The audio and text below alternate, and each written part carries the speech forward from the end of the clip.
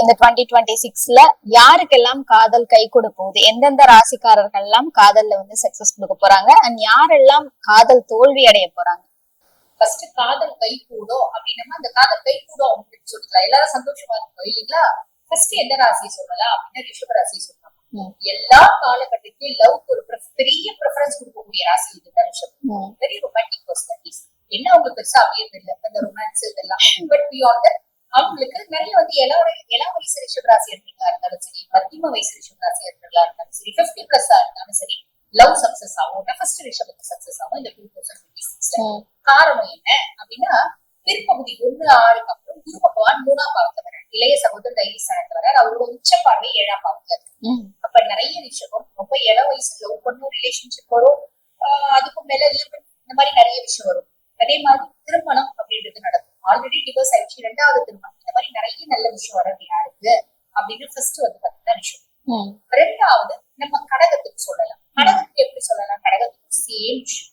கடகம் வந்து பாத்தீங்கன்னா ரொம்ப எமோஷனல் கேரக்டர்ஸ், ரொம்ப அன்பானவங்க, தாயை போல அன்பு செலுத்தக்கூடியவங்க, அதே மாதிரி அன்பை எதிர்பார்க்கக்கூடியவங்க. ஆனா அவங்களுக்கு பெருசா அந்த அன்பு கிடைக்கிறது இருந்தாலும் இவங்க வந்து பாத்தீங்கன்னா லவ் ரொம்ப பிடிக்கும், அன்பா இருக்கிறது. லவ் ரொமான்ஸ்ல ரிஷபத்தை அடிச்சுக்க முடியாது, அன்பா இருக்கிறது ரொம்ப பிடிக்கும் அப்படின்னு சொல்லலாம். இவங்களுக்கு வந்து பாத்தீங்கன்னா குரு பகவான் சுயஸ்தானத்தை பிற்பகுதியில வந்து உட்கார்றாரு. முற்பகுதியில நிறைய குருவா இருக்காரு, பிற்பகுதியில வந்து பாத்தீங்கன்னா சுயஸ்தானத்துல வந்து உட்கார்றாரு. அவரோட பார்வை உச்ச பார்வை 7ஆம் பாவத்தை பார்க்கும். 7ஆம் பாவத்தை பார்க்கறதுனால நிறைய கடகராசி என்பவர்களுக்கு லவ், ரிஷபத்துக்கு சொன்ன மாதிரியே லவ் வரும், லிவிங் வரும், ரிலேஷன்ஷிப்ல போறது, டேட்டிங் போறது வரும், இன்னும் எத்தனை விஷயம் இருக்குதுல்ல, அந்த மாதிரி நிறைய விஷயங்கள் வரும். திருமணம் அப்படின்றது வரும். திருமணம் ஆனவங்களுக்கு ஒரு சுமூக உறவு அப்படின்னு. திருமணம் டிவோர்ஸ் நோக்கி போயிடுச்சு இல்ல, அஷ்டமத்து சனியும் போதே நாங்க டிவோர்ஸ் ஆயிட்டோம், புதுசா 2வது திருமணம் பார்ப்போம் அப்படின்றது வரது. புரியுதுங்களா? அதுக்கு அடுத்து சொல்றது யாருக்கு அப்படின்னா கன்னிக்கு. அதுக்கு அடுத்து சொல்லணும் அப்படின்னா கன்னி ராசி என்பவர்களுக்கு சொல்லணும். கன்னி ராசி என்பவர்களுக்கு பிற்பகுதியில வந்து பாத்தீங்கன்னா குரு பகவான் லாப குருவா இருக்கு. லாப குருவா இருக்கு 7ஆம் பாவத்தை பாக்குறாரு.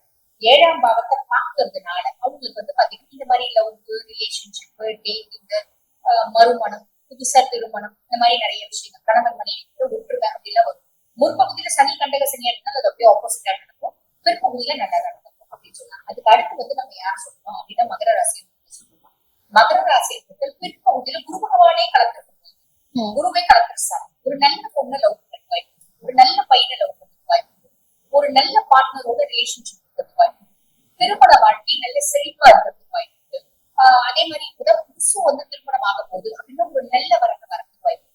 7 சனியில ரொம்ப கஷ்டப்பட்டாச்சு, மனைவியால ரொம்ப அடி வாங்கிடும், கணவனால ரொம்ப அடி வாங்கிடும், டிவோர்ஸ் ஆயிடும். இப்ப நாங்க திருமண வாழ்க்கைக்குள்ள பந்தத்துக்குள்ள இணையத்துக்கே குழம்புறோம், பயப்படுறோம். அந்த மாதிரி பர்சனாலிட்டிஸ் கூட ஒரு 2வது நல்ல வரன், இந்த 2வது வரக்கூடிய வரன் ஒரு நல்ல வரனா வரது வாய்ப்பு. அதுக்கு அடுத்து நம்ம சொல்லணும் அப்படின்னா மீனராசி என்பது சொல்லலாம். மீனராசி என்பது பிற்பகுதியில குருவே வந்து பாத்தீங்கன்னா பூர்வ புண்ணிய ஸ்தானத்தை வந்து உட்கார்றாரு.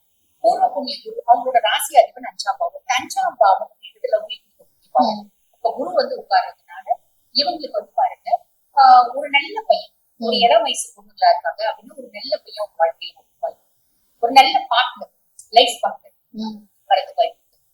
திருமணமுக்காக பார்த்துட்டு இருக்காங்க அப்படின்னா அது வந்து பாருங்க நேச்சுரலாவே ஒரு நல்ல நல்ல குணாதிசயம் பொருந்திய ஒரு ஆண்மகன் வந்து கணவனா வரது வாய்ப்பு. இதே மாதிரிதான் ஆண்களுக்கு இருக்கு அப்படின்னா பெண்கள் வரது வாய்ப்பு. ஒரு சிலர் நம்ம ரொம்ப வெஸ்டர்னைஸ் ரிலேஷன்ஷிப் போறது வாய்ப்பு. அவங்களும் வந்து பாத்தீங்கன்னா இவங்களை பத்தி ரொம்ப கேரா இருப்பாங்க, இவங்க மேல ரொம்ப கன்சர்ன்டா இருப்பாங்க, இவங்க மேல உண்மையாவே பாசமா இருப்பாங்க. அப்படி இந்த தாமரை இலையில தண்ணி மாதிரி இருக்க மாட்டாங்க, மூவ் ஆன் ரிலேஷன்ஷிப் இருக்க மாட்டாங்க, நல்லவங்க இருப்பாங்க அப்படின்னு சொல்லுவாங்க.